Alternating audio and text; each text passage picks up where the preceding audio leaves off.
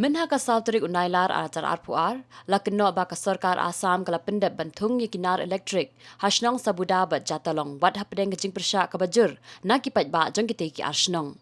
Kat kung bajingat hu daw ba blik sotun nakasnong Sabuda Presiden ka senjuk kirang ba asnong hakatigathan.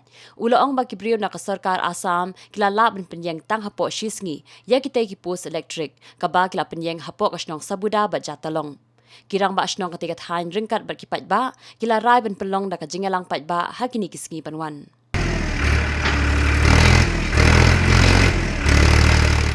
Since 2014, our country has been plagued by divisive forces.